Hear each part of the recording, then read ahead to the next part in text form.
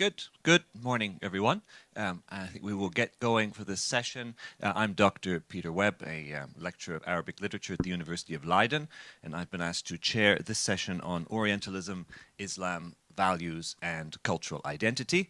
I have a small number of instructions. The main one is there are 5 speakers, and so you need to be on a timely fashion, particularly in the interests of your lunch happening in a timely fashion as well. And so we'll see how we go with that and then potentially gather the questions at the end. But I think without much further ado, I will start getting into the panel. And as you guys know, you have between 10 and 12 minutes. And at 12 minutes, then alarms begin to sound and mics go off and such things. So we'll see what happens. But okay, good. We'll start firstly with Silvia Saba, who is a sociologist and anthropologist at the National Technical Research Council in Argentina. And you will speak about the Muslim presence in Latin America. Over to you. Okay. Thank you. Thank you very much for the invitation. It is a pleasure to be in Doha participating in this brilliant conference. I would like to present an updated overview of studies on Islam and the Muslim presence in Latin America, an overview of the present situation in this field. I believe that exploring the topics and approaches covered in Latin American studies on Islam, it is possible to establish a dialogue and probably a contrast between the Latin American perspective on Islam and other perspectives implicitly or explicitly influenced by Orientalism. Studies on Islam in Latin America seem to challenge the form of knowledge produced by European Orientalism. And sometimes resignified by the global mass media. I would like to start to recall at least 3 aspects that Edward Said identified in his book Covering Islam, published in 1981. 3 aspects that he regarded as central to the Orientalist perspective on Islam over time. The first is essentialist and homogenizing view of Muslims.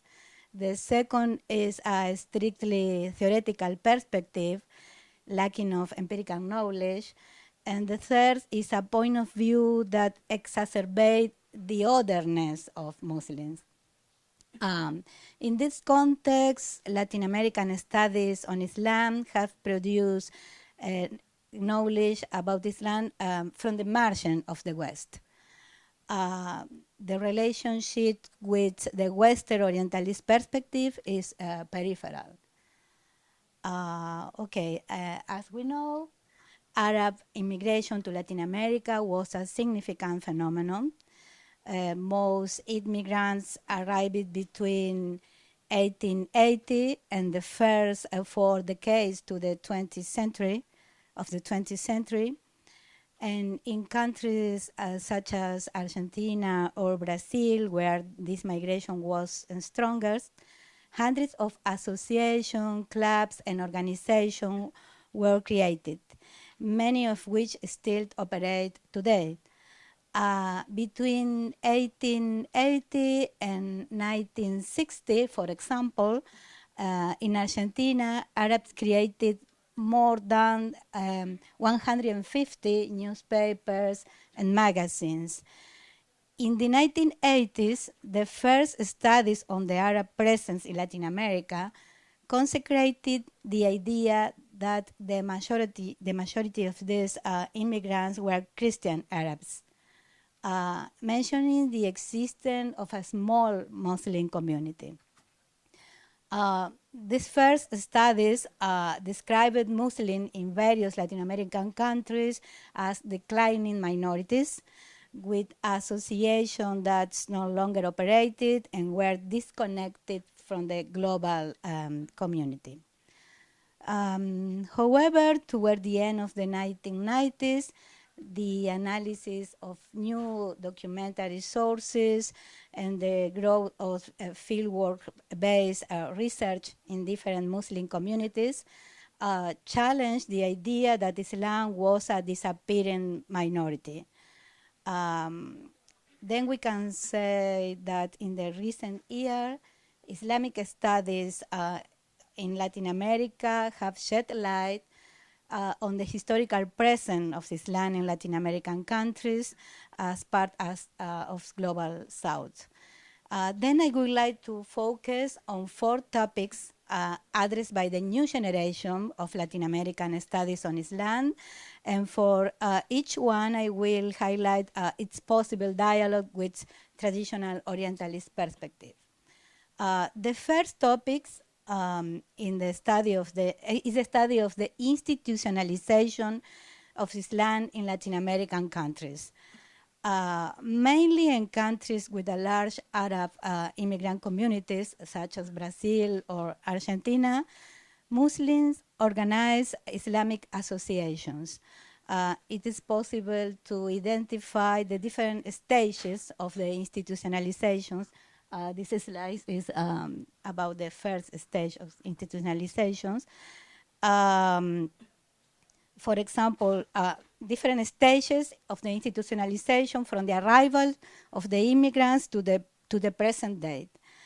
The first Muslim, for example, the first Muslim associations in Latin America was created in Argentina in 1805. And before, in 1905. And before 1930, there were many Islamic centers in different Latin American cities. Many of these Muslim associations still exist today. The creation of mosques is a much more recent phenomenon, dating back to the 1980s, with the exception of the Brazil mosque in Sao Paulo, which was inaugurated in 1970. Another thing of that early organization, for example, in 1920, Muslim immigrants founded the newspaper Al-Fitra al-Islamiyya in Argentina, which was distributed to Muslim communities in New York, Paraguay, Venezuela, Mexico, and even Senegal. Then the institutionalization is an important topic. The recovery of this history shows that Islam is not a strange or exotic phenomenon in Latin America countries. It's that Muslim communities have been integrated into the cultural diversity of these countries for more than a century. The second topic addressed by the new generation of Latin American studies on Islam is the diversity of the schools and branches of Islam present in these countries, or the coexistence of different Muslim identities. The next one, please.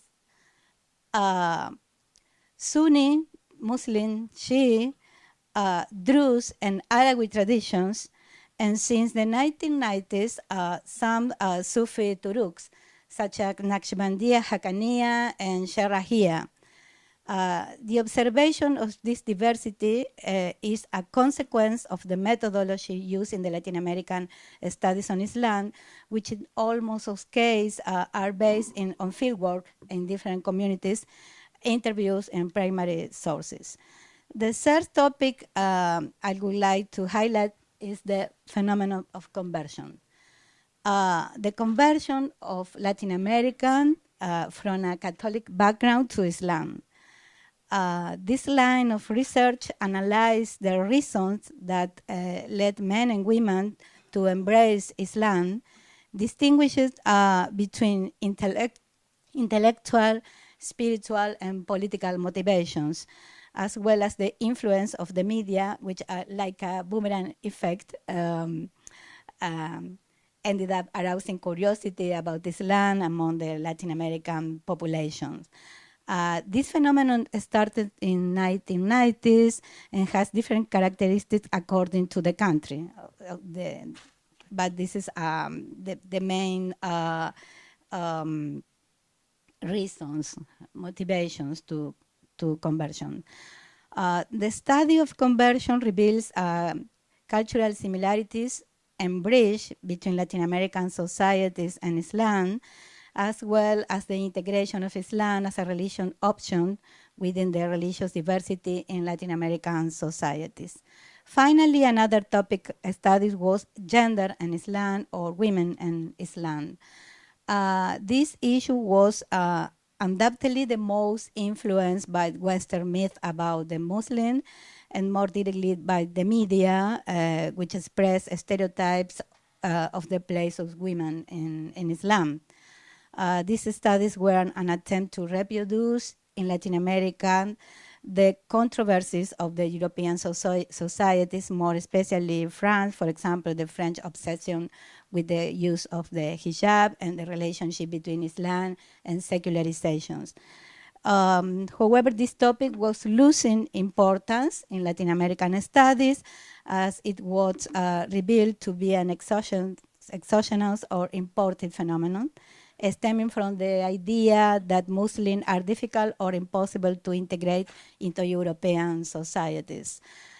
In contrast, studies of Muslim communities in some Latin American countries have assumed that these groups are integrated in Latin American societies after more than a century of institutional presence and involvement in national, social, and political affairs. In conclusion, I think that after the great efforts to review and criticize Orientalism, it is clear that the process of rethinking Islamic studies will really benefit from including a more multicultural perspective, which includes Latin American, Arab, African, Chinese, and Russian views of the phenomenon, and not just the topic emphasizes in the old center of Orientalism. Orientalism and Neo-Orientalism can be transformed into a cosmopolitan and decolonial post-Orientalism, which include the study of Islamic identities in a global dimension. Islamic identities in the East, in the West, and the historical and religious networks connecting different homelands and diasporas. Thank you very much. Thank you, Silvia, for a presentation both excellent in content in terms of dislocating Orientalism and also in its formal requirements of being dead on time. So that's very good. Now, next paper, we'll have questions. We'll gather questions for everyone at the end. The next paper is going to be Maryam Almohammad, who is a lecturer at the University of Edinburgh in the School of Education. And she will speak about religious minorities in Syria and the Orientalist gaze thereupon. Take it away, Maryam. Thank you. I will not be as good as my colleague Silvia, but I'll try. I greet you all with the greeting of Islam, which is the greeting of peace. Assalamu alaikum wa rahmatullahi wa barakatuh. I would like to thank Her Excellency, the Minister of Education and Higher Education, and the Conference Committee for their kind invitation. My paper deals with one of the problems of the West conceptualization of culture in Greater Syria.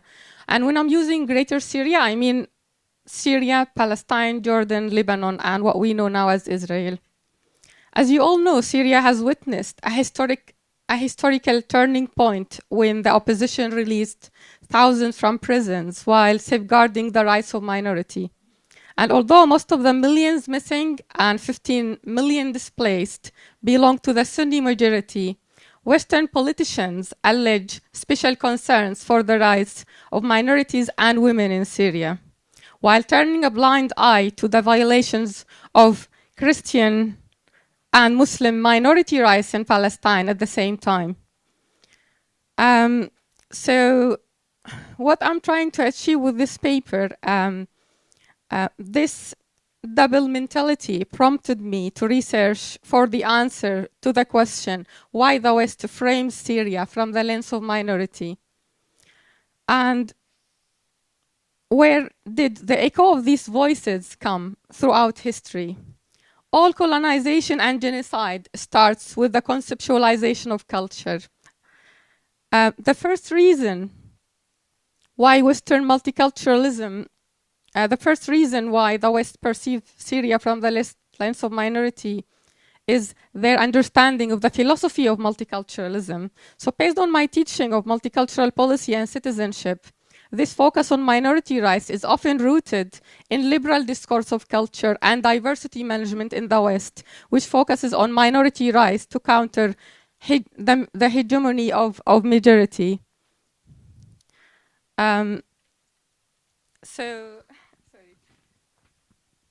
So this liberal discourse, unfortunately, fits Western societies where minorities didn't historically belong and are perceived as a threat to the making and unmaking of the state identity.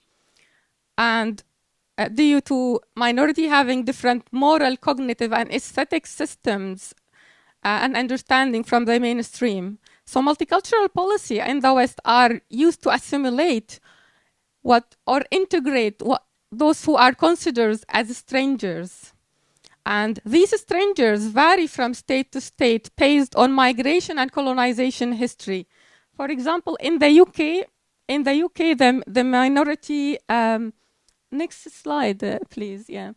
In the UK, minorities are migrants, people from ex-British colonization, for example. While minority in China, we have 56 ethnicities who are aboriginal to Chinese context. And so UK see itself as mono-national.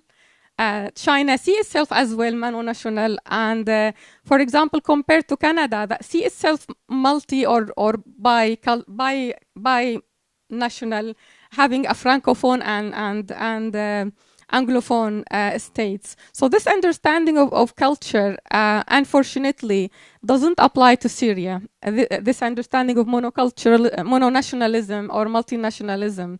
So this is why I caution against the danger of projecting the term multiculturalism and minority versus majority, as the term doesn't apply to Syria. Syrians are not migrants and Syrian minority are not migrants and refugees like migrants and refugees in the West. So Syrians usually perceive themselves as well as one nation of many ethnicities, religions, and languages. And most Syrians, regardless of religion, come from aboriginal Arab, Kurdish, Assyrian, and Syriac tribes that existed in Syria for thousands of years. So this is why having a different religion doesn't define a group as a minority for Syrians. So there is no region as well in the country where minority compose the majority. So the West, due to the historical narrative of Orientalism and New Orientalism, portrays Syria as composed of nations fighting rather than one nation, fighting alongside religious, ethnic, and sectarian lines. So this minority lens is dangerous today as Syria tries to recover from decades of dictatorship. Where these voices come from across history? So the first reason, I'll take you back to the 18th century with a French Orientalist travelers and epistemic violence. So Syria during the Ottoman Empire was imagined as divided by French Orientalists. A French Orientalist portrayal of Syria during Ottoman Empire legitimized colonization. They emphasized Syrian cultural differences at the expense of recognizing the myriad similarities. So the travelers marketed the identity of Christian grievances to create a fertile environment for imperialist projects of Holy Land restoration, which magnified its Christian identity while minimizing its Islamic identity. So French Orientalists, religious identities were the main dividing line between civilized Christians and savage Muslims, Arab and Kurds and Turkmen. So different religious groups were seen as separate cultures and closed systems, limited by fixed physical boundaries. And this kind of a classification is of what I call it a kind of epistemic violence of the epistemic violence of this categorization actually was later reflected in the French colonial minority that constructed how knowledge, place, and people were organized and perpetuating the goal of imperial modernity beyond economic goals. So according to Orientalists, what they have done, they satired public opinion and pushed for military intervention in Syria. Volney, for example, can you move to no, that was before. Before, yeah. This is one of the Orientalists, and even his book chapter, if you look at his book chapter, each chapter about one ethnicity or one religion, this is how he imagined Syria. And according to Volney, he perceives Syria as has nothing left but remains of people of different origins, so much so that it cannot be considered as a single nation, but rather as a mixture of nations and ethnicity. So this is how the Orientalists, they spoke about Damascene as radical, and even they criticized, they have Orientalist images of how Damascene women live, how they get married, and Damascene, he said, are sad, they don't smile, they don't know the happiness that French enjoy. So there is a lot of Orientalism on different aspects, not only the religious. The third reason why the West perceives Syria as composed of minorities is French and British diplomat igniting sectarian differences during the Ottoman Empire time. So these French exploited trade agreements with Sultan Suleiman by sending scholars and anthropologists disguised as merchants.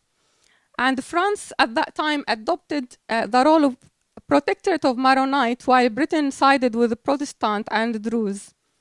And the privilege given to Christians during that time created an elite similar to when the Assad made the Alawite an elite in Syria. The British and the French, they created an elite out of Christians. And this has actually, a series of events took place between 1840 and 1860s, which widened the social and economic gap between Christians and Muslims, including famine and taxation and Christian trade with the French, which has actually influenced trade in Syria, national trade. And also Ibrahim Pasha army occupied Syria and gave a privilege more to Christians due to promises to the French and the British consul in Syria. All these events, unfortunately, have caused violent events and massacres in Damascus and Lebanon in 1860s. So moving on, so the way Orientalist travelers perceive Syria as composed of nations was later institutionalized by the French occupation in 1920s. Syria has fought with the ally in the First World War and participated in drafting of Wilson Doctrine, while the West insisted that liberalism and democracy belonged only to Western cultures. The Syrian constitution proved otherwise. On March 8, 1920, the Syrian Congress declared the independence of Greater Syria, comprising, as I said earlier, Syria, Jordan, Lebanon, and present-day Israel, while Syrians were at the same time with a race with the French, who were trying to divide Syria. So Syrians announced in the Syrian Congress the unity of the whole of Syria.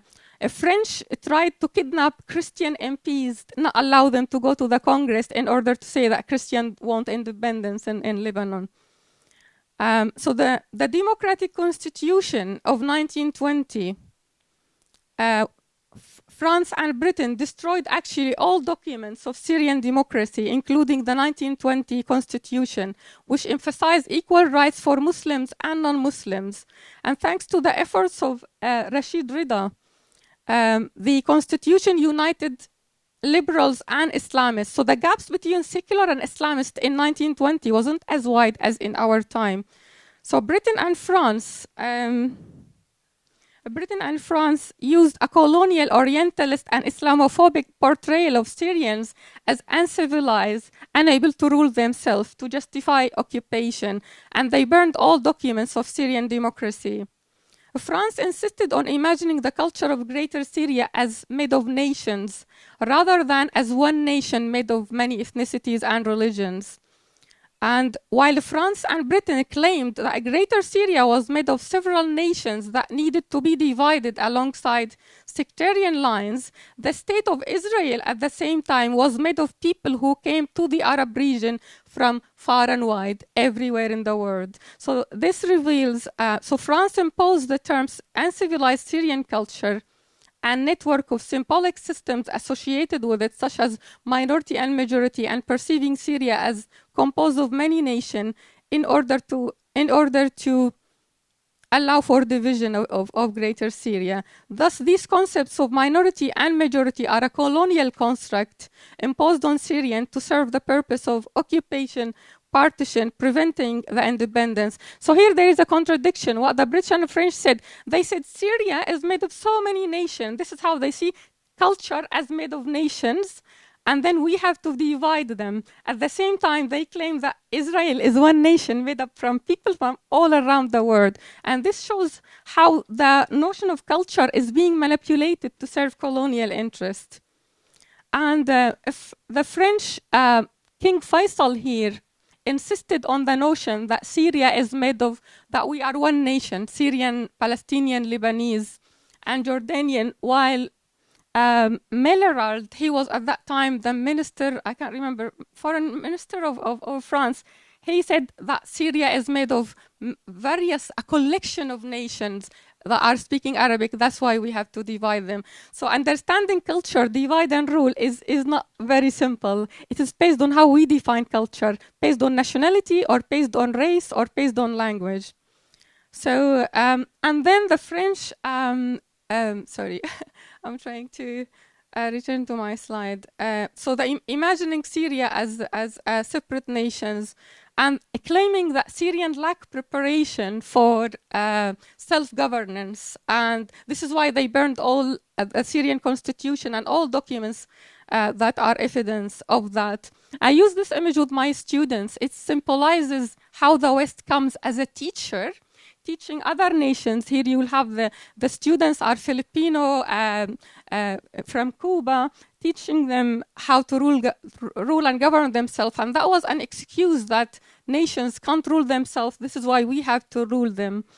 And at the same time, the media and filming industry portrayed Syrians as savage tribes having no culture, living and fighting. And that was represented in the film with Lawrence Al-Arab and Omar Al-Sharif. At the end of the film was thanking Lawrence for teaching him democracy and policy. So that is, how the West comes as a teacher to Syria. And so I'm up to finish. Yeah, no worries. How, a minute?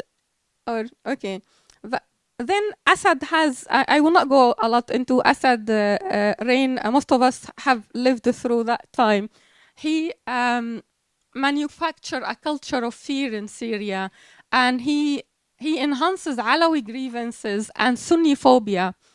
So what happened after independence? Syria enjoyed multiple party system that ended with Ba'ath Party coup, and France created an army made of minorities. They call it Jaysh al-Mashriq, in order to create the Sunni majority so that they don't revolt and have a united Greater Syria. That army formed Al-Assad regime power later on. So the army of the Levant then became the nucleus of the Syrian army, which Hafiz al-Assad used to prevent Sunni opposition. And we know, we all know about Hama massacre and massacres in Idlib and Halab and Hama. 40,000 people were killed at that time. So a culture of fear was created through security system, also public space, a spectacle. You have statues everywhere. They didn't have cameras like now to say we are watching you. The statues there like a cult, a god of a cult standing in Syria.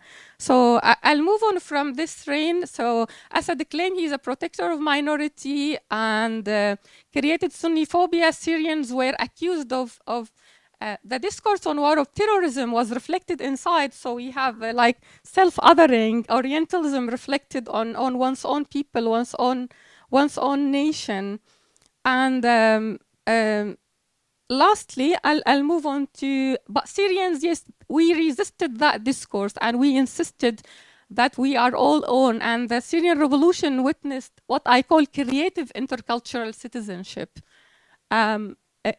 calling for unity, that we are all one, Syrians, whether we are Christian, Druze, or Alawite, we are all one, and nobody will be happy for a Christian to be killed or a Druze or Alawite in Syria. And the revolution was composed of people. Yes, 1 million Sunni majority were killed, but around, I heard 10,000 Christians were killed by Assad as well in this period. So finally, the inheritor of the French discourse, if you don't mind moving on to, the inheritor of the French discourse is Netanyahu. And I use here the metaphor of the ventriloquist, because Netanyahu is here trying to inherit the French discourse of minority protectorate by trying to exploit any events happening in Syria to claim that minorities are under threat, Christians are being massacred in Syria. And social media was flooding with fake images of a Christian being killed, while actually these images were images of Syrians killed by Assad over 14 years. And they weren't images of not a single Syrian Christian was killed after the new government started. But Israeli propaganda on the Twitter, they started that campaign returning to that discourse. Thank you. So what the Israeli did, they exploit the Western colonial Orientalist mindset, claiming to be a protector of minority in order to destabilize Syria. So the discourse attempts again to imitate French epistemic violence, denying Syria the ability to rule itself, thus repeating French. This is why I use the metaphor of the echo.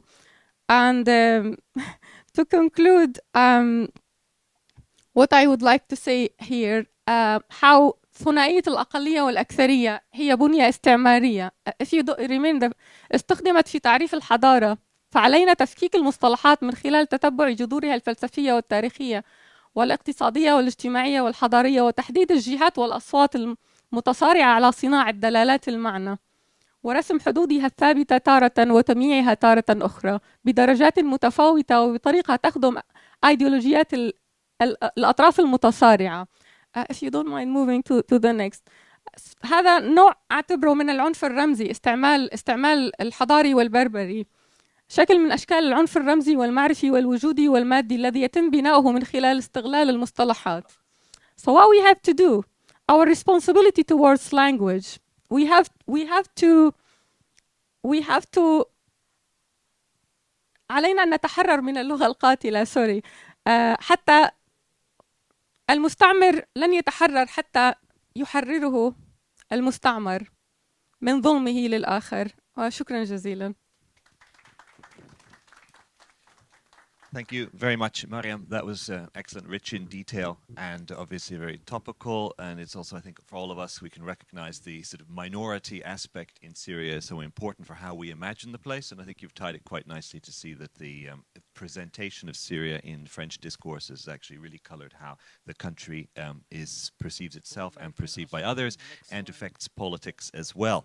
So, okay, moving swiftly onwards then to Serge Frantsuzov, who is in St. Petersburg in the Institute of Oriental Manuscripts in the Russian Academy of Sciences. Sergio is a specialist on South Arabian epigraphy, manuscripts from the sort of South Arabian world in Ethiopia, and Arabic Christian texts, and he will take us on a talk about religion and the role of religion in the post-Soviet development of Orientalist studies in Russia. Sergio, over to you. يا أيها الزملاء المحترمين، أريد أن أعبر شكرا جزيلا لإمكانية اشتراكي في هذا المؤتمر مهم جدا. Dear colleagues, my paper is devoted to religious factor and formation of a post-Soviet Orientalism in Russia. Yes.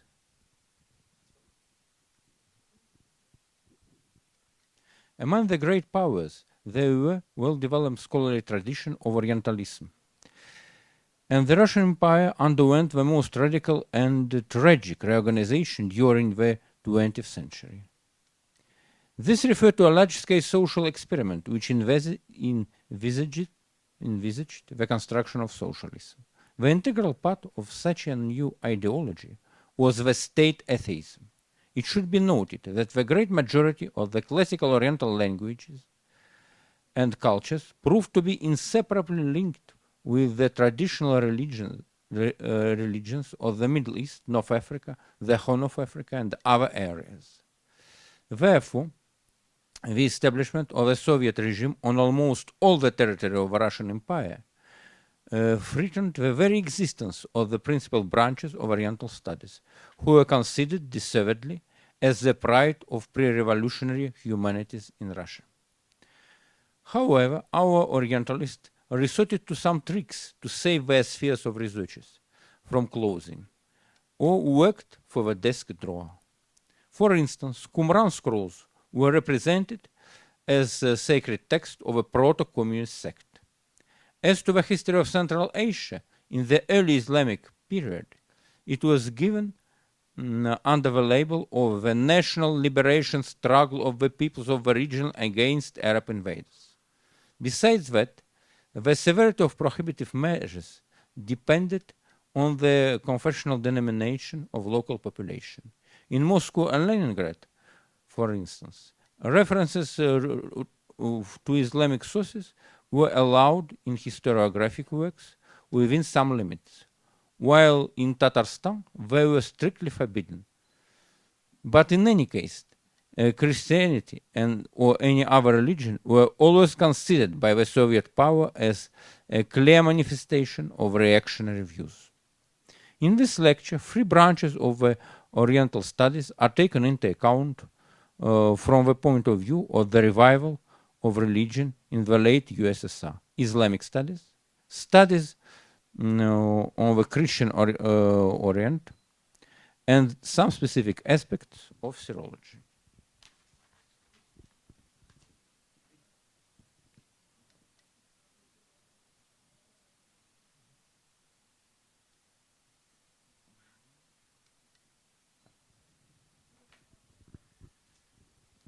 But even under Stalin's regime, there was at least some exceptions.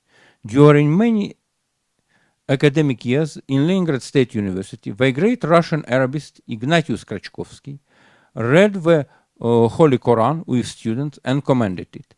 As a result, its full draw translation was found after his death among his papers, and in the epoch of the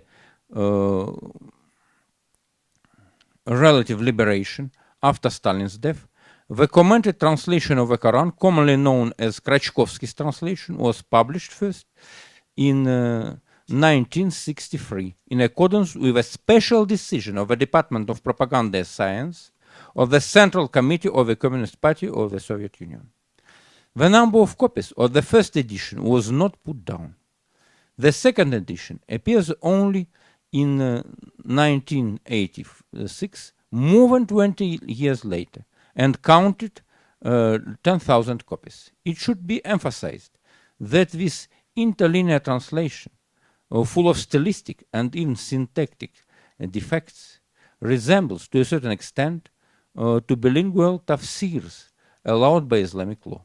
Probably for that reason, it has become so popular among Muslims of the former USSR.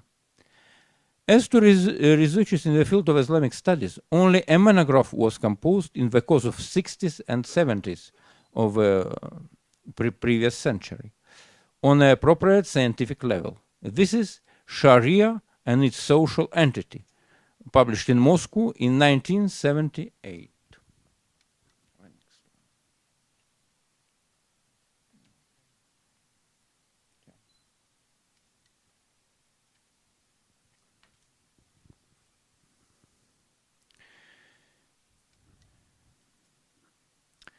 This work was written by Qasim Karimov, famous Islamologist of Azerbaijani origin.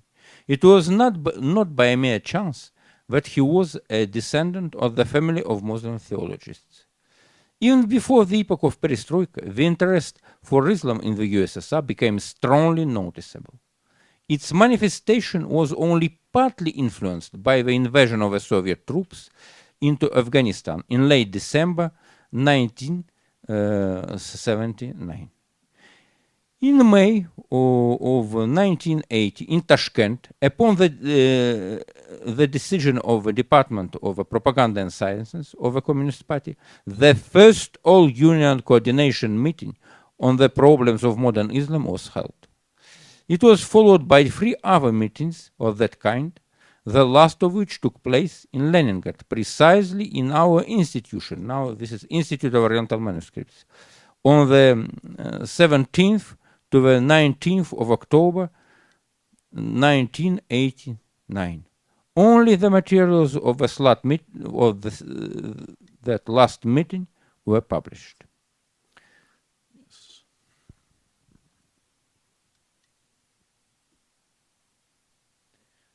This is our former director, who was the director of the Leningrad branch of the Institute of Oriental Studies during 33 years, Yuri Ashotovich Petrosyan. These are participants of the 4th All-Union meeting on the problems of modern Islam, where our guests and participants of this conference can be recognized there. Yes, it's really so. Within the framework of main directions of studying classical Islam, it was proposed to compile reference books, thematical essays, and other generalizing works. It should be emphasized that in the title of the best of them, Islam, the encyclopedic dictionary, the term Islam corresponds to religion, not to civilization, as in the case of his Encyclopedia of Islam.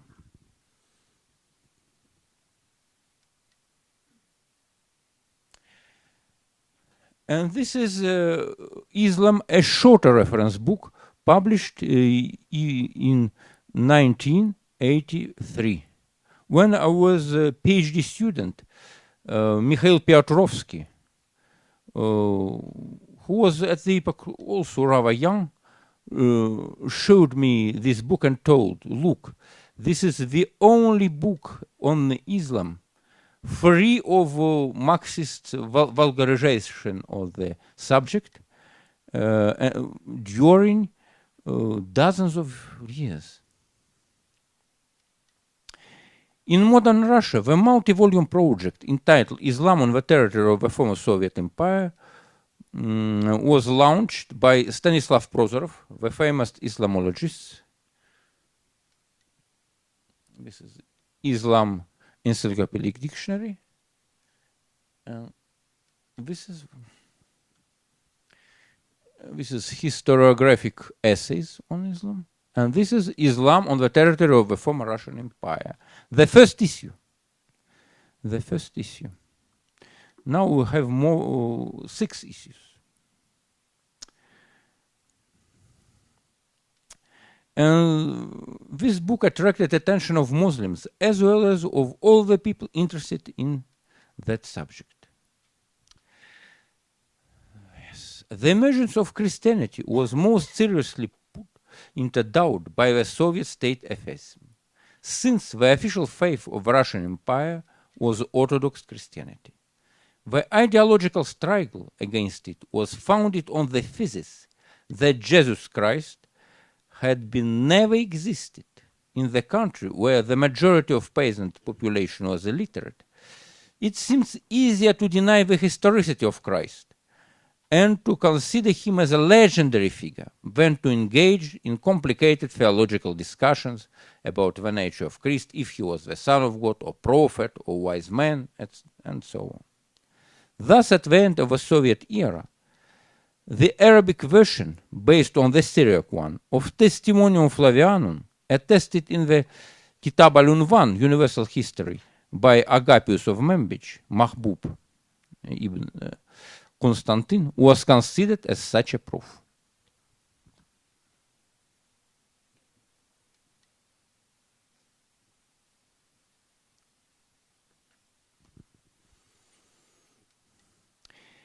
At this time there was a wise man who was called Jesus, and his conduct was good, and he was known to be virtuous. And many people from among the Jews and the other nations became his disciples. Pilate condemned him to be crucified and to die. And those who had become his disciple did not abandon his discipleship. They reported that he had appeared to them 3 days after his crucifixion, and he was alive. Accordingly, he was perhaps the Messiah concerning whom the prophets have recounted wonders. It was Shlomo Pines who dedicated his short monograph, an Arabic version of Testimonium Flavianum and its implications, published in Jerusalem in 1971, to Agapius Testimonium. I am not going to get into discussions about the authenticity of his conception, but strangely enough, if he was not right, he contributed much to the fall of the Soviet atheism and in restoring generally accepted humanities in post-Soviet Russia, where the Christian Orient has become a rather widespread field of research. It is based on classical Oriental languages, such as Coptic, Armenian, Georgian, Syriac, Ethiopic.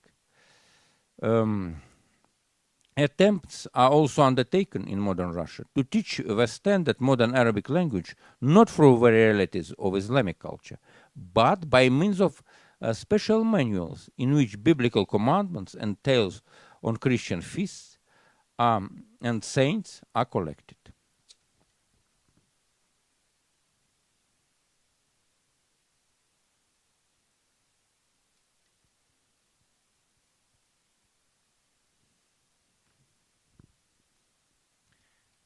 The example of serology in the USSR demonstrates how sources connected with Syriac hagiographic heritage were reinterpreted in socio-economic sense. It was Nina Pigulevskaya who, trying to conserve the possibility to teach Syriac language and to continue researches in that field of knowledge, try to prove that the matters of Najran was used as sources for reconstructing a long-distance trade in the Indian Ocean and throughout the Arabian Peninsula. Her works founded on classical and Syriac sources, for example, the towns of Iran in the early Middle Ages and Byzance on her way on its ways to India, are good examples of such an approach. Yes, and of course now it seems rather strange to consider the hagiographic corpus of Najran Matthews as a source for socio-economic history, but it was a sign of that epoch. And thank you very much for your attention. Shukran lakum lintibahikum. Thank you very much, Sergio. I think in the interest of time, we will now move swiftly to our number 4 speaker, Nassef Adiong of the Bangsamoro Transition Authority in the Philippines. He's part of the Policy, Research and Legal Service, and he will speak to us about Orientalism in the Philippines. Thank you, Peter. And I do apologize if I'm wearing a face mask because for medical purposes, I have a wound in my lip and it has bleeding on it. So I don't want to distract you while I'm speaking and looking at my lip appearance. It's distracting the way that I'm relaying the message and talk that I'm going to do right now. Now, the talk that I'm going to relay to this session is Orientalism in the Philippines. Decades ago, this was the focus of my study. I actually abandoned it because even for Orientalists in the West, they don't want to be called as Orientalists because of the pejorative notion attached to this nomenclature term, Orientalist or Orientalism. Rather, some people would like to be called area studies specialists, Islamic studies specialists, among others. Now, there is actually a one big room elephant that we wanted to pursue because when we wanted to look at Orientalism as a framing and as a concept and how it will be utilized, suitable, and applicable to our daily lives as human beings, and that's not actually the Orientalism that I'm talking about, but actually the coloniality of being and coloniality of power that has pervading effect all throughout societies in the entire world, especially in Southeast Asia, in the Philippines. The way we dress, the way we perceive people, the way we talk, the way when we were educated, when we were in our grade school until we earned our PhD, coloniality of being in our minds and coloniality of power is so entrenched and embedded within ourselves, in our normative lived realities of life, especially in the Philippines. So the Orientalist framing in the Philippines is quite embedded and attached with the color of coloniality because of its colonization, colonial experience for the past 300 years by Spain, by America, and Japan, and of those institutions that were copycat, that was emulated from the U.S. Political system, educational system, even in lawmaking and legal system of the Philippines are highly colonized. Now, there is actually kind of a similarity between the Palestinian experiences and our experiences as the Muslims, the minority Muslims, Muslim minorities in the Philippines.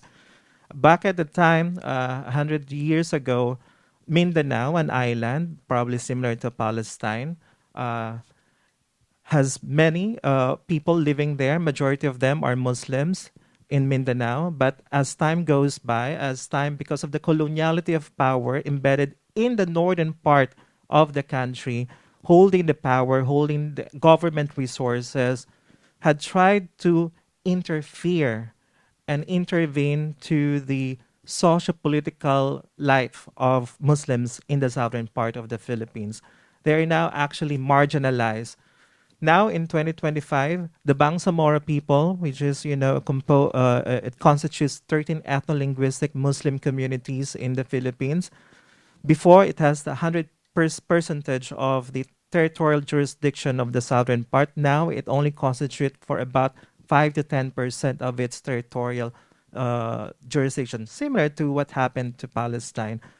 But the good thing there is that way back in 1978, they had this Tripoli agreement between the Moro National Liberation Front, those who fought against and wanted to really foresee self-determination. They wanted to have their own autonomous governance. Had a 1996 final agreement with the Christian-dominated national government of the Philippines. But it wasn't successful during that time. So way back in 2019, this was the first Bangsamoro autonomous regional government that was established due to the peace process negotiation. So the nuance and the different thing between the Palestinian case and the Bangsamoro case is that the negotiation, the peace negotiation, was successful. The Philippine government, which is predominantly Christians, had a peace agreement with the Muslim minorities in the southern part of the Philippines to establish the first ever Bangsamoro autonomous regional government in 2019. So it's a very, very new parliament. So I'm part of that institution, a part of that regional government.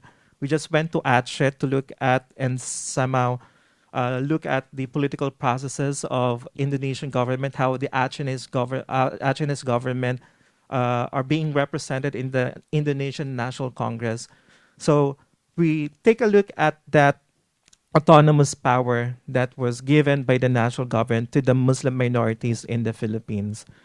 And the way that the Muslim minorities wanted to pursue a trajectory of their own destination, their own political, socio-economic trajectories of their lives, is to somehow to counter the highly secular, the highly colonial government. Can you imagine the Senate system, the upper chamber of the Congress of the Philippines is a copycat of the US system, but they forget one thing.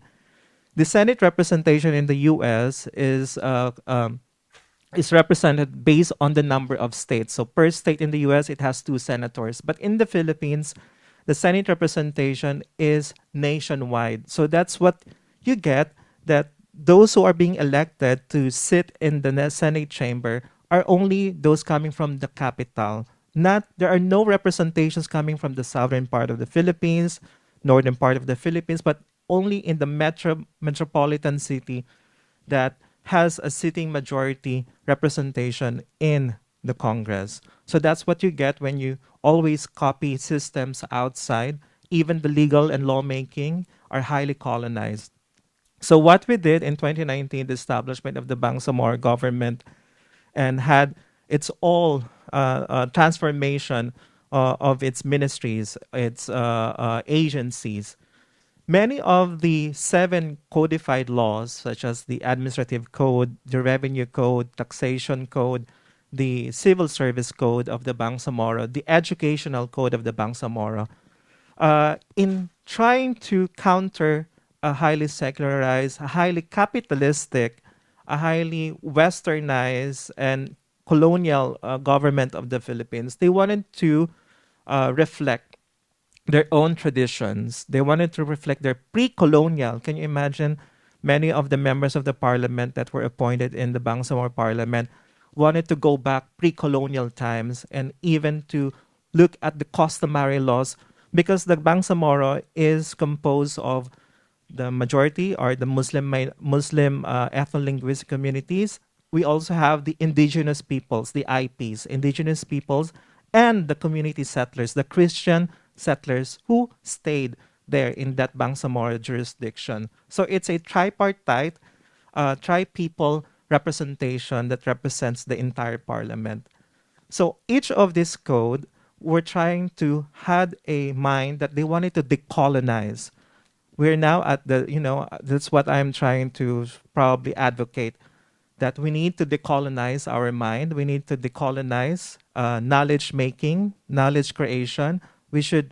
I always tell this to my Filipino colleagues, even in University of the Philippines, because when I read some theses of the people, of the students, 90% of those that they are referring or references that they are citing are Western authors. I said, you wanted to address an issue, probably climate change or environmental or health issues in your society, in your own community, and yet 90% of your references are from the West. So how can you even reflect and have a more direct answer that is communal, that is reflective of the culture and traditions of that community? So in each of the lawmaking and legal procedures, in bill drafting, in enacting legislations and resolutions in the Bangsamoro Parliament, it is always publicly consulted with many of the stakeholders of the ethno-linguistic communities, with the indigenous peoples. Mind you, the indigenous peoples has its own traditions as well, and also with the community settlers, the Christians who stayed in the Bangsamoro. So it's quite through and through that are reflected of their traditions, customary laws, Agama Islam. The Islam that we have in the Southeast Asia is probably quite different to how in the Arab lands. We call it Nusantara Islam, similar with Indonesian and Malaysian Islam, although we're always being perceived as the periphery. And I don't want to get with that binary of core periphery issue, or even to take a look at of binaries, Occidentalism, Occidental studies, and Orientalism studies. So what's important for us is that many of the laws that were enacted and legislated by the members of the parliament were empirically evidenced based on the customary laws of this tri-people representation in the Bangsamoro Parliament. And that's how we counter a highly colonized society, national government, and as well as how the Filipino in the metropolitan communities study the Muslim minorities in the Philippines. So I would end here and looking forward to our interactive discussion in the open forum. Thank you.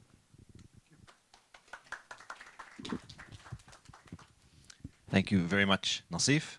Once again, well on time, and also introducing another great aspect of sort of the colonial infrastructure and how it constructs the sort of identities on the inside.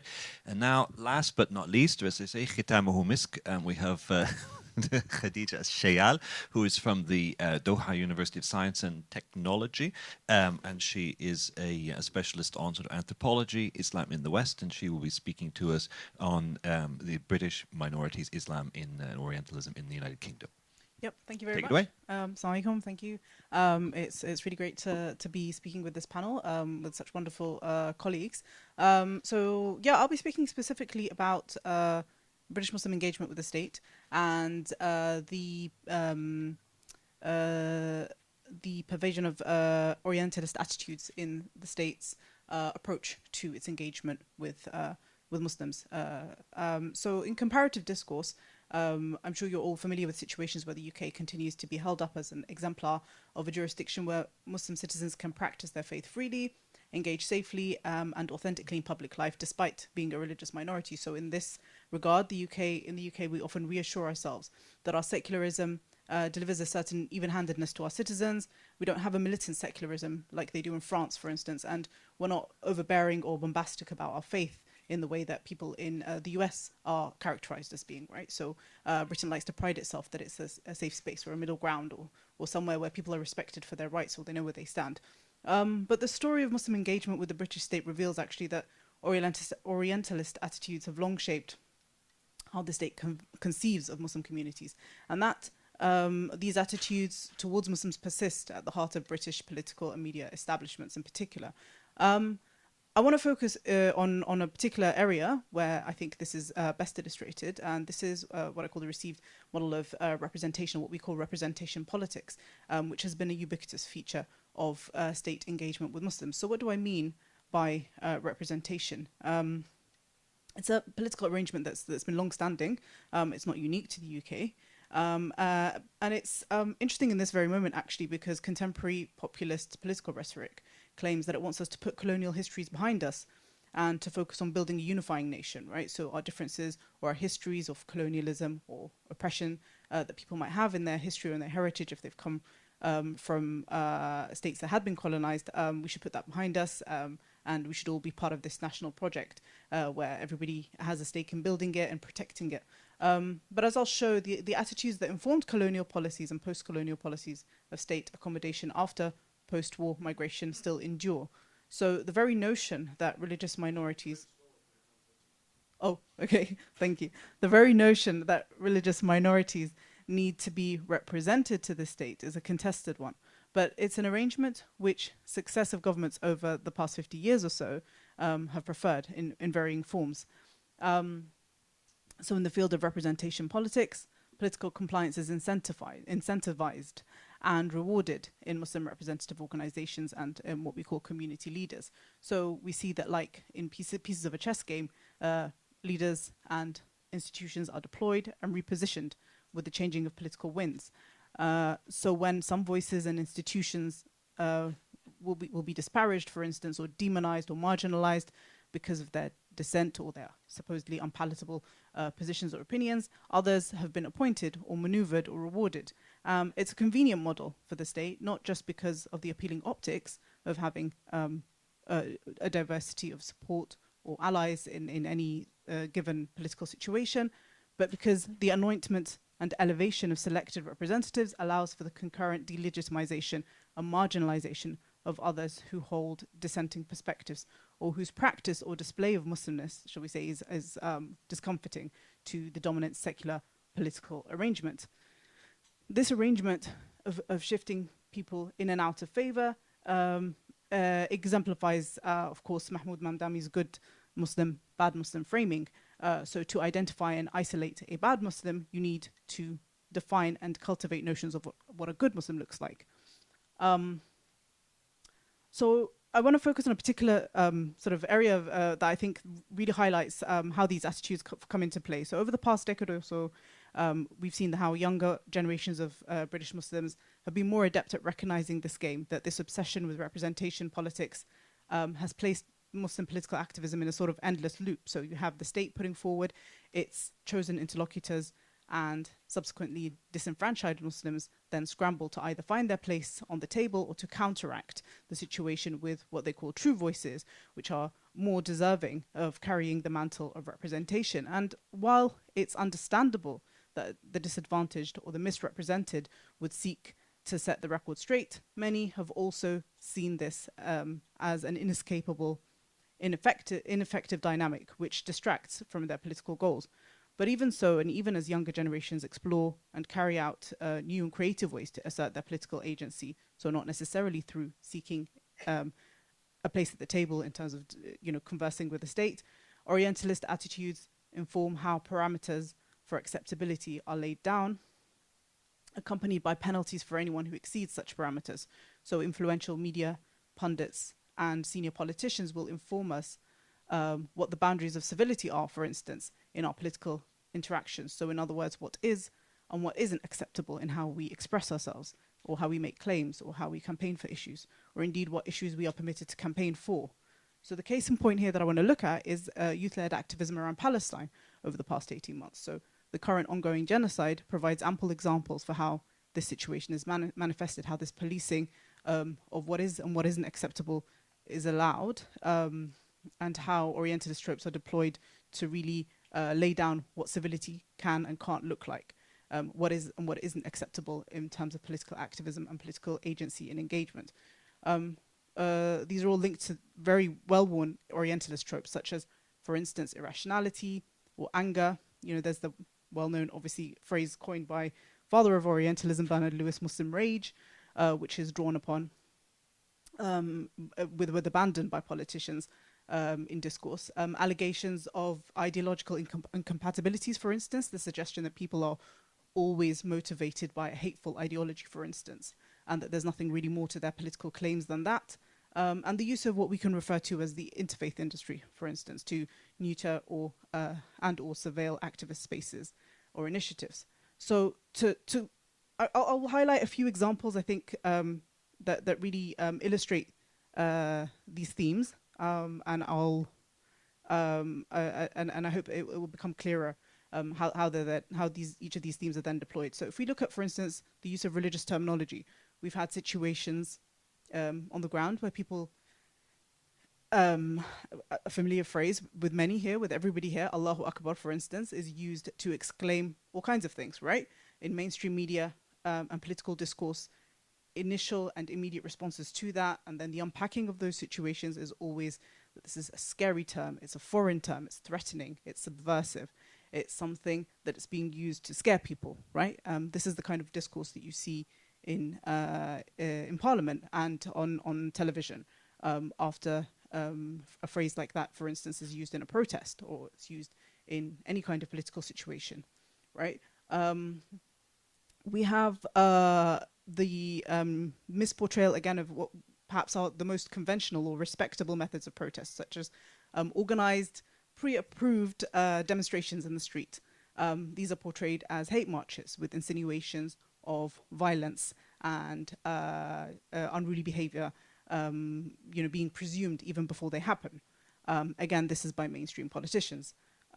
We have discourse being misrepresented and portrayed as always being sectarian or ideological, for instance, with charges of anti-Semitism or Muslim supremacist aspirations. And these are, or have been, especially in the last general election cycle, were very often attributed to organizers of Muslim interest groups or tactical voting initiatives.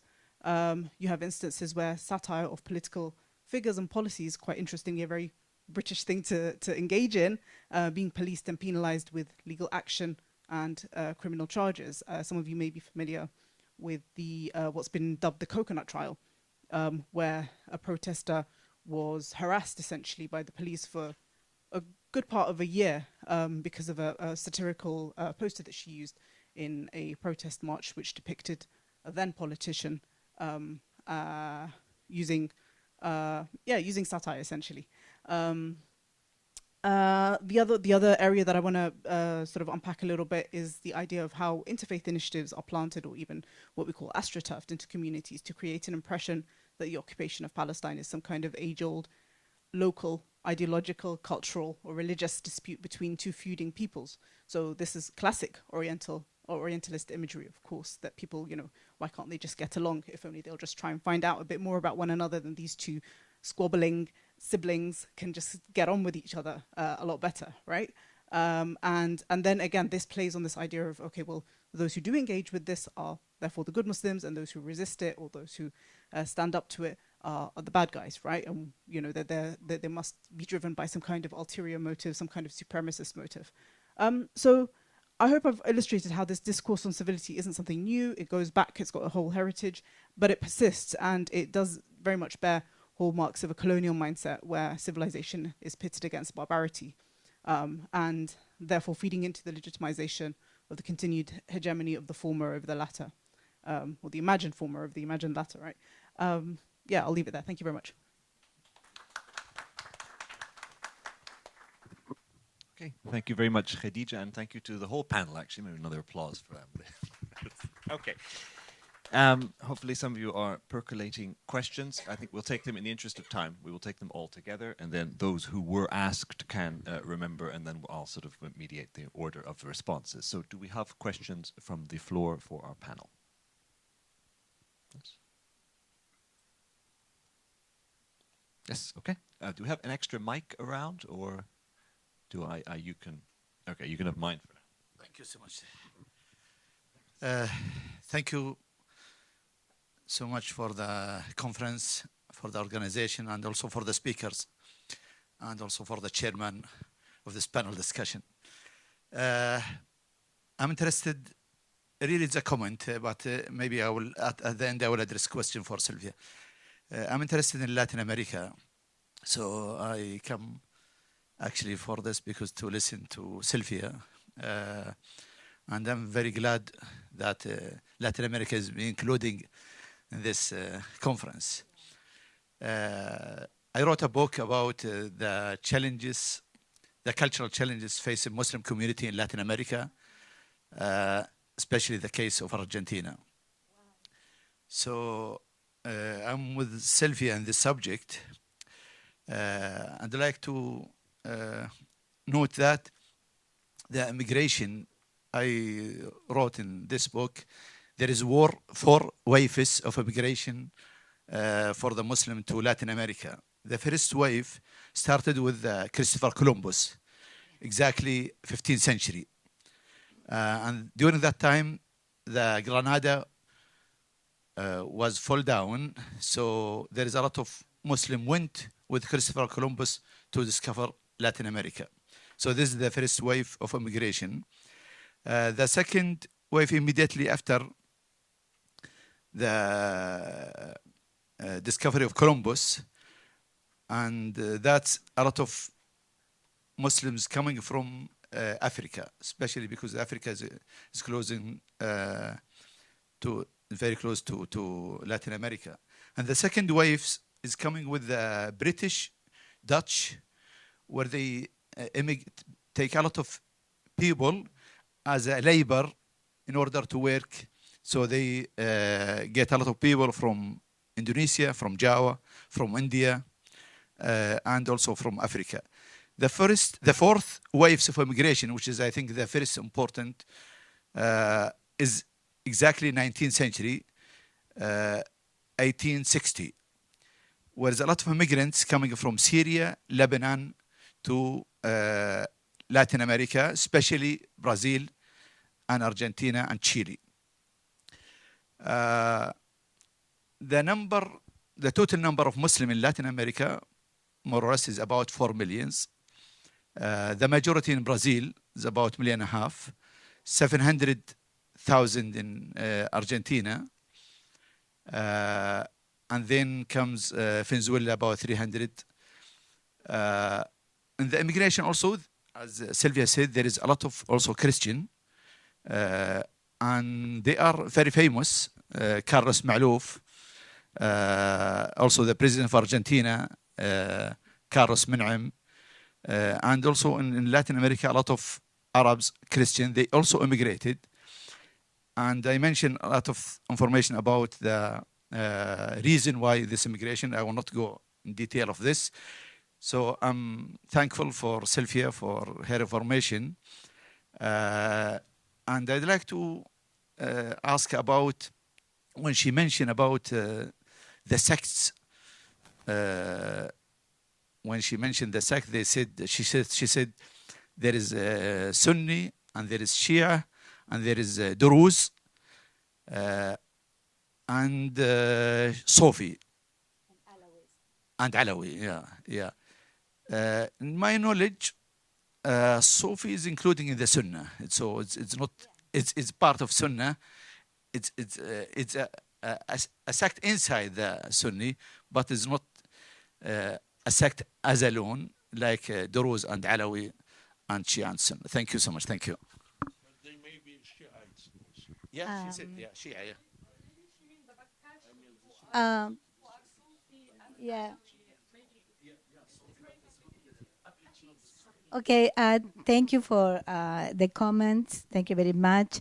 I know there is some important history before, but in my case, I'm talking about the legally organized community funded by the immigrants, which below approved by national and local governments, operating in a visible physical space and keeping record of the number of members, the countries of origin. And this history starts with the immigration in the between 1880s and the first decade of the 20th century. I know that there is a many important history before. Yeah. Yes, but I said that the diversity is made of Sunni, Shia, Alawis, Druze, and Sufi. But that communities, Sufi communities, is the space to the converts in Latin America, mainly in Argentina. It's not the space to the immigrants and their descendants. And the Sufi communities in Argentina and Brazil started in 1990s, and mainly from Turkish, Naqshbandi, Haqqaniya, Sufi order, and Sharahiyya. Yeah. Okay. Okay, another question here. Thank you so much. Thank you, everyone. That has been really informative. Can I ask my question Arabic? شكرا الحمد لله. أوكي. بالعربي كتير أسهل. تمام. الأستاذة الكريمة تكلمت عن النظرة الاستشراقية في صنع الأقلية وصنع الأغلبية في سوريا، وهي ذكرت مفهوم الاستشراق الذاتي. فإذا ممكن أنا سؤالي هو هل من الممكن الحديث عن حالة الاستشراق الذاتي في القضية السورية أو في الحالة السورية إن وجدت؟ وهل من الممكن كذلك إنه إذا كانت حالة الاستشراق الذاتي حاضرة كذلك في الحالة السورية، هل من الممكن أنها تكون تجلت الأكثر في فترة الأسد، يعني في فترة الأسد قبل، يعني ما بعد الاستقلال ويعني فك الأحزاب؟ شكرا جزيلا. شكرا على سؤالك. بس شو الاسم؟ أنا اسمي سارة زهير. أنا أستاذة لغة عربية الناطقين في غيرها في جامعة حمد. جميل. شكرا على سؤالك سارة. هلا هي بالأدبيات الإنجليزي بتلاقي بالليتراتشر شيء اسمه self othering، والself othering مو بس على الحالة السورية، بينطبق على كتير وعلينا كلياتنا. we sometimes create an other of ourselves and you know. فبالنسبة للحالة السورية أكيد هلا في self othering يعني في كتير له أنواع وتايبس كتير، يعني هذا الشيء أنا يعني مهتمة بدراسته. هلا بالنسبة للحكومة بذاتها أنا كنت أتحدث عن نظام هو أسقط الأورينتاليزم والوار اند تيرور ديسكورس على شعبه. عم فكر أنا شو بدي سميه هاد، إذا بسميه self othering ولا شو بدي سميه. بالنسبة أنا سألت كتير أسئلة، بحاول أتذكر الأسئلة. سوري. هلا بالنسبة للسوريين صار في بيناتنا يعني ما فينا ننكر إنه ما بننظر للتاني كلياتنا عنا أساطير، بس بنفس الوقت مو معناتها إنه كلياتنا ما عنا حب للانفتاح. فهي الأساطير اللي بسبب كل هالتراكمات 100 سنة، يعني أنا ما بعتبر فترة الأسد استقلينا هلا إحنا من جديد. الأسد كرر النظام الفرنسي بالطائفية. ففي سيلف othering وفي كمان othering لبعض. ومثل ما ذكرت هون الأخت خديجة إنه الله أكبر، أنا عندي صديقاتي علويات كانوا يقولوا لي متظاهرين عم بينادوا الله أكبر، بقول لهم يعني ليه خايفين إذا نادوا الله أكبر؟ فصار في سني فوبيا، يعني كلمة الله أكبر صارت في سوريا مخيفة. كلمة إسلامي هلا حتى على اللي مع الشرع مثلا والجيش وبيقولوا الإسلاميين استلموا. أنا ما بتخيل كل شاب بالجيش سواء كان مع الشرع أو أي فصيل إسلامي بيصلي 5 صلوات وما بيقطعون. فهذا الاسم إسلامي صار يعني فضفاض كتير لما نقول إنه الإسلاميين استولوا على سوريا. فموضوع السيلف أذرينج صار من ناحية الدين كمان، يعني للسنة أكتر شيء إنه مندسين صار يعني بس كمان احنا في صناعه لنا، ف you can call it self othering علينا احنا السوريين كمان we do that yeah. بالنسبه لانه هي الامور انا بشتغل فيها مع طلابي من الصين، مثلا they do self othering on Chinese. هلا لما انت لما الطالب بيفكر انا less critical than a European or a British، هذا self othering وهذا Orientalism بالeducation. فاحنا بنعملها على كل الاصعده، فبالسياق السوري كمان سواء السياسي او الموجود. ان شاء الله جاوبتك على السؤال صح. في بنناقش اوكي. تفضل استاذ. Another question? Yes, here. Another my mic. شكرا جزيلا. سمير حجاوي، باحث واعلامي. لدي أسئلة سريعة. السؤال الأول موجه للجميع لمن يريد أن أو ترغب أن تجيب. السؤال الأول عن التوحش الاستشراقي. في هناك توحش في الاستشراق، لأنه يريد أن يصنع لنا صورة ويبيعنا إياها ويقول أنتم هكذا وعليكم أن تنظروا إلى أنفسكم هكذا، وانتهى الموضوع. وهذا الكلام يعني كتبوا وقالوا إدوارد سعيد، دكتور إدوارد سعيد.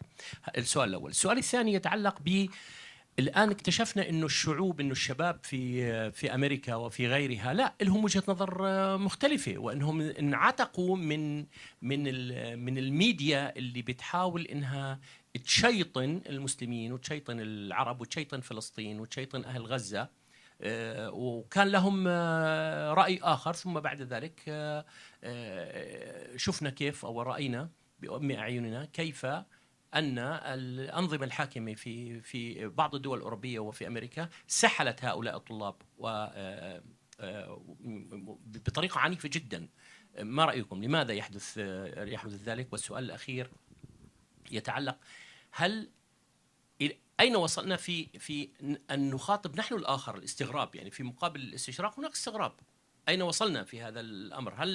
هل نحن نسير على الطريق؟ هل نحن في أول الطريق؟ هل نحن لا نفعل شيئا أم لا نفعل شيئا؟ وخصوصا في المجتمعات التي يوجد فيها مسلمين أو عرب ومغايرين، حتى لو كانوا الإيطاليين، نحن نعرف كيف شيطنوهم في بدايات في القرن الماضي، وكيف حولوهم في السينما وغيرها إلى مافيا وغيرها من الصور النمطية الخطيرة. شكرا جزيلا لكم. Okay, several questions. Yeah. I'd like to answer the second questions about the youth in these world times. I think that technology and globalization is double-edged sword. It can reinforce truth making, and it can also distort truth. So because of technology and globalization, even for the Muslim youth in the Philippines have waken up their self-consciousness of probably I would say a conscious of self-determination encountering Orientalist discourse that is happening in the national government, in the national society. So I would say that globalization technology has really helped a lot for the youth to waking up, but it has good and negative effect, positive and negative effect.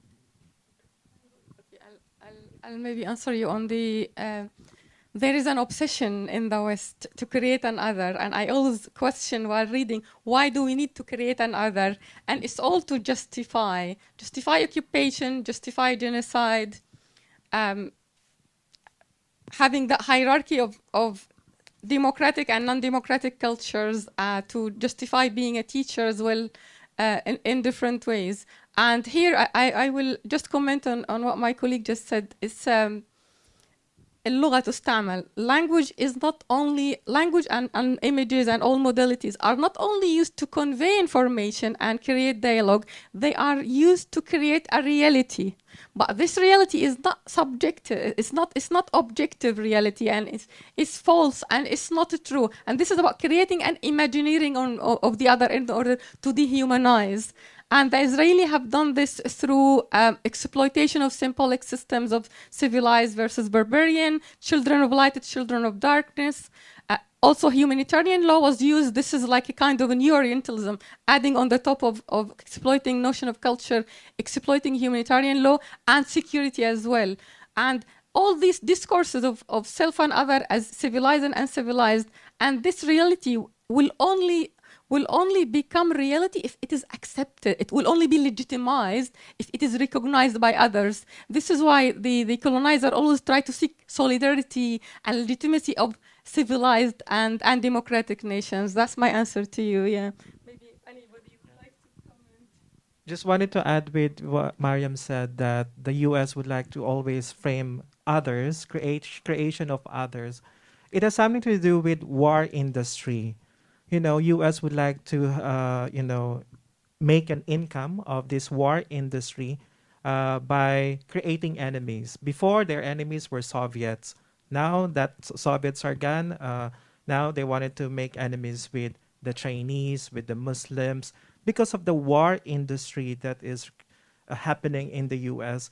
And in creating war, and when they sell weapons, it provides income to their economy. So it has something to do with the war industry in the industries of the United States. Okay, that's good. And we have two more questions at least, and I guess we have some time. Far in the back has the priority because she asked first, so please go ahead.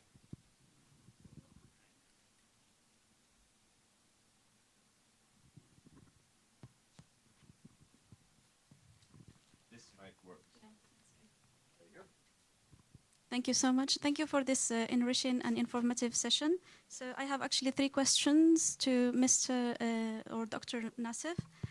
So the first one is, what are the other measures that the Bangsamoro Parliament took to enforce its decolonization mission? Like, for instance, did it use media or other forms to enforce its policies?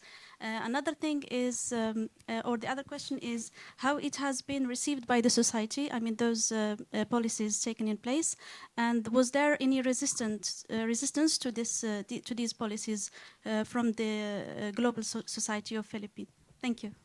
Thank you for your questions. The first one, measures and platforms that they've used with the Bangsamoro government in institutionalizing decolonial aspects in the daily lives of the Moros is one, policymaking and legislation. They wanted to ascertain that all laws that are being created are reflective of the traditions, customary laws, and belief systems of the people. That's the reason why the mantra of the Bangsamoro leadership is not good governance, not the secular good governance per se, as defined by WTO or World Bank. It's actually moral governance. The mantra that the Muslim majority Bangsamoro government in among the Muslim minorities in the nationwide of the Philippines is moral governance. And this moral governance is uprooted with their Islamic philosophical identity through 5 goals or elements: moral authority, faith, common good, social ethics, and justice. So these are the things that they wanted to pursue as they counter good governance of the Philippine government. And also in their programming, the programs, even when you become a civil servant within the Muslim governance, regional governance, you have to take an oath of moral governance per se. And in their values transformation training, when you become an employee of the Bangsamoro government, you have to undergo a values transformation training. So there is a self-embedded institutionalization and capacity development training for the government employees of the Bangsamoro government. That is ways on how to decolonize the imperial Manila's colonized influence in the social political sphere of the Muslim minorities. What was the second question? Sorry. It has been well received because it reflects their own culture. Even when my grandmothers, my grandmothers, grandfathers, they don't have Philippine passports. They don't want to be identified as Filipinos. They thought that they owned the land because since their ancestral times, it was their own land. And they were just shocked that in 1990s, there were now Christian Filipinos coming in from the northern part to the southern part, taking away the lands, similar to how the Palestine have experienced the stealing of the lands. And we, the Bangsamoro people, are identified based on our homeland. Thank you. Mindanao. Okay. Yes. We have another question in the penultimate row. Two questions, that's right. So the first one is gentleman on my right. Then you. السلام عليكم دكتور مصطفى باحث أكاديمي. أنا ليس عندي سؤال لكن تفاعل مع الأخت السورية. أنا عندي دراسة حول أحد المسيحيين القدماء وهو يعتبر عند الباحثين والأكاديميين أبو المستشرقين. ربما اسمه يوحنا الدمشقي، لا أدري هل سمعت به. هو كان يعيش في دمشق طبعا في عهد الأمويين، وتحدث عن طبعا كان يعتبر الإسلام، لأن الاستشراق سواء القديم ولا الجديد عنده مشكلة مع الإسلام وليس مع المسلمين أو الإسلام، يعني عندهم فزعة، يعني خوف من الإسلام. وبالتالي هو كان يعتبر هذا المستشرق أب المستشرقين كان يعتبر الإسلام هرطقة إسماعيلية، هكذا وصفها the hearst of Ismailite، هرطقة إسماعيلية. وتحدث عن القرآن الكريم وعن النبي صلى الله عليه وسلم وعن زوجات النبي صلى الله عليه وسلم وعن شرائع الإسلام، وبصورة يعني كل من جاء بعده من المستشرقين كان يردد ما قال يوحنا الدمشقي، ولهذا يعتبر أبو المستشرقين. هذا المستشرق صراحة وأنت تتحدثين عن الاستشراق الفرنسي كيف يصور السوريين ويعتبر السوريين يعني ليسوا مسلمين بل يعني أمة مشتتة وكذا. يعني أنا سؤالي يعني رابطا بهذا المستشرق القديم بالاستشراق الجديد، يعني كيف تصورين هذه المسألة يعني في نظرك، يعني باعتبارك سورية وطبعا دمشق يعني معروفة، يعني دمشق بالعلم والعلماء وفي الحين أن هذا المستشرق الذي كان يعيش يوحنا الدمشقي كان يعيش في جو، يعني رغم أنه يتحدث عن هذا الإسلام بهذه الطريقة إلا أنه يعيش في جو الإسلام في تسامح وفي حرية فكرية ليس هناك تعنت. المسلمين صراحة يعني المشكلة في الاستشراق هدفه أن يشوه الإسلام للغرب، ها هو الإسلام، هذا الإسلام، حتى يبعد كل عن هذا الإسلام. وبالتالي البعض تحدث عن الآن نسمع إذا قال أحدهم مثل الله أكبر الخوف، انظر كيف كمان على وقت يوحنا، كمان في وقت يوحنا مسألة ديال يأخذون صور ويقولون هذا هو الإسلام. شكرا كثير على سؤالك. لازم تشارك بحثك معي. مطبوع. شو اسمه، كتاب ولا مقال؟ الجدل المسيحي الإسلامي عند يوحنا الدمشقي. تمام، رح دور عليه. أنا بصراحة ما قرأت ليوحنا الدمشقي، بس مر معي أفكار لما كنت عم بقرأ. هو كتب باليونانية، لكن باليونانية. كتابه مترجم بالإنجليزي. هي بأي عصر هو؟ بأي؟ الثامن ميلادي. القرن؟ الثامن ميلادي. واو، أوكي، لازم أقرأه. إن شاء الله. أنا عندي نسخة هنا لكن في البيت ليس هنا. إيه تمام، خلص أنا. أوكي. شكرا على المعلومات. بالنسبة لسؤالك، أنا ما قرأت عن يوحنا، بس قرأت عن يعني ظواهر مشابهة في يعني مستشرقين يدعون أن الرسول صلى الله عليه وسلم ترجم من القرآن من السريانية وخليط من التوراة، لذلك القرآن غير متناسق في التوبكس، في الثيمز اللي بيطرحها. فهذا بتخيل اللي قرأت لهم أنا إجوا بعد يوحنا، فأكيد في تأثير ليوحنا. بس الغريب بعصر إنه مثل ما قلت التسامح موجود في سوريا، بس بالرغم من إنه التسامح موجود دائما، كمان المستشرقين كانوا موجودين دائما للأسف. لأن من القرن ال11، هلا أنا قرأت من معلومات من القرن ال11 لما الغرب بدأ حملات الفرنجة تأتي إلى سوريا من أجل السمن والعسل والحليب، لأنه كانت أوروبا فقيرة جدا والأمراء they want more land. فهذا كان كل الجستيفيكيشن للحملات الصليبية.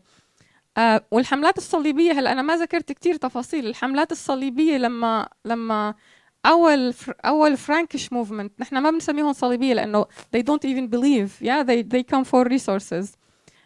حملات الصليبية، أول حملة صليبية قتلت 100,000 مسلم ومسيحي ويهودي في القدس، لأنه ما قدروا يميز اللي لابس المسلم اللي لابس المسلمين اللي لباسهم أو من اللون، فقتلوا الكل. هلا بتجي على سوريا نفس الشيء. هلا أنا من الجولان ودرعا، روح على درعا بتلاقي المرأة المسيحية والمرأة المسلمة لابسين الشرش، روب أسود مثل اللي أنا لابسته بس شيفون بيغطي الرقبة. هذا لبس أمهاتنا الكبار، يعني بنسميه لبس الختايرة عنا، للأسف ما حافظنا عليه. أنا رحت درعا، هلا بتفرق المسيحية من المسلمة، وهلا من 10 سنين، من 14 سنة لما فتت سوريا، بس في الصليب. فهذا التسامح دائما موجود، بس للأسف مثل ما قلت شيطنة الإسلام دائما موجودة. بس الجديد هلا خطاب نتنياهو الجديد، أنا حللت خطابات نتنياهو بس ما قدرت إنه أشرح إنه تحليل الإبادة، تبرير الإبادة والأنظمة الرمزية، استعمال سردية البربري والحضاري والوارن تيرر. عم يحاول يفرق بين Muslims who are friends وبتوين axis of evil. فهو عم يحاول يلعب على الوتر الطائفي كمان، يعني good Muslim and bad Muslim أو we have to collaborate with the good Muslim. فهذا يعني شيطنة الإسلام وتمييز يعني دائما موجودة. بتمنى أني جاوبت على سؤالك، بس يعني حضرتك والأستاذ هون يعني مختصين في التاريخ. أنا أجيت على الموضوع من باب إنه أنا بدرس على الاستشراق بس للأفلام، طلابي تحليل الأمور. لكن معلوماتي التاريخية أنا من هذا المقال إجا من غضبي، حولته لمقال لما صار الغرب مليون سني انقتل، إنه يحكوا صاروا قلق على المسيحية، قلق على المرأة. فأنا بلشت أقرأ تاريخ من يعني هذا التاريخ هذا كله قريته، حاولت راجعه أنا في جانوري 2025. so I'm not a historian، بس هلا I will read more إن شاء الله. We have time for one more question, which I did promise. There are a couple other which I didn't promise, so I don't have to honor that one, but there was one promise. بالزاوية.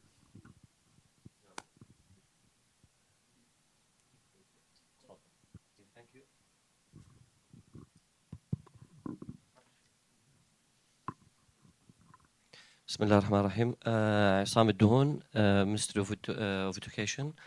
Actually, I'm very happy for attending this conference. I would like to thank you all for organizing the conference. Many thanks for the speakers and the chairman as well. Actually, I'm very interested in such field. I have already read different books related to Orientalism. For example, Orientalism and Out of Place for Edward Said. But and many others. But what stuck in my mind, the black image about the East.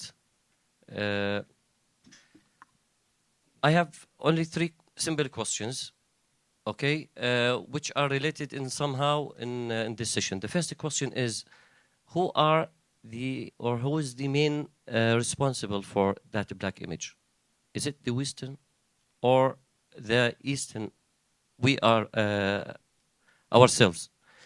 The second question, if we are the responsible about that black image, what should we do? Is it to strengthen our media, for example, or what? My third question is, what about the Worldwide Cup that happened in Qatar in 2022? Did it work in changing that black image or what? Thank you very much. A volunteer to speak? Yeah, Khadijah? Yeah, I'll just say something quickly. Is it on? Okay. Yeah, I mean, the questions you ask, it's impossible to give a concise answer to. So, I mean, who is responsible? That's a very big question. But I think it's safe to say that, you know, prejudice, there, you know, if you whatever the causes of prejudice are, people who engage in it and perpetuate it should be culpable. And so that's something that, you know, they should be interrogated and they should be pushed back against. But I think one thing that I tried to allude to a bit in my comments earlier, but I think that we need to sort of be more cautious of and more aware of as people in the East, if you want to call it that. And I know that these are, you know, that life is a lot more fluid than just East and West, right? But I think we should be alert to creating an obsession out of this and causing, you know, a mission to dispel stereotypes, to consume us so much that we actually aren't doing anything useful else in our lives, right? So it's fine to sort of respond if you feel that you've been mischaracterized, or if you feel your people have been, you know, of course, much more than just mischaracterized, because with that it carries enablements of oppression and, you know, otherization with very real harms that people have in their lives. So of course that's not something to be silent about, but it shouldn't, I think one of, you know, it's a well-known sort of established thing that racism is a distraction, right? So racism will distract us from what is more important, what we should be focusing on. So I think that's just something to be aware of. And of course, there's the comments that I wouldn't want to sort of repeat what Maryam said about self-otherization and, you know, how we internalize certain you know, stereotypes that are placed upon us, or generalizations that are placed upon us. And this is a generational thing as well, especially when you look at Muslims who reside in or grow up in minority contexts, and they go through a whole education system where their otherization is embedded in the structure, and people internalize that. So there's many different angles that you can look at this from, and I will never do justice to it, but these are just some initial thoughts. I don't know if anyone else wants to say anything. I use Qatar World Cup example and the Bisht to explain to my students how Qatar represented, you know, the Arab culture as very civilized, very organized, very hospitable. I live in the UK, okay? You find all UK media are focusing on LGBTQ rights and Qatar breaking human rights law and all that, because what I spoke earlier about legitimation, to be civilized or uncivilized, people have to buy your idea to be recognized and legitimized. And the West refuses to recognize, not everybody, of course, in order not to legitimize the Arab culture and its image as civilized. So this is how I see it. So thank you. And I think with those rather balanced answers, one quite optimistic and the other one sort of maybe a little less so, but also quite on point, I think that we have actually got to the crux of our issue, which is that it is rather complicated. We had Yohanna Dimashqi already in the 8th century, and then we have two very valid and very correct viewpoints today, which I think offer opportunities for sort of overcoming barriers, but also show that if people want to construct barriers, those barriers can still be constructed. And there's actually very little one can do sometimes in order to just sort of intellectually to overcome those at all times. And I think that is a story of humanity from whenever we want to start dating it to whenever it will end. So, and I think with that, we will end this session. Let's have one more round of applause to all our participants. Thank you. Thank you very much.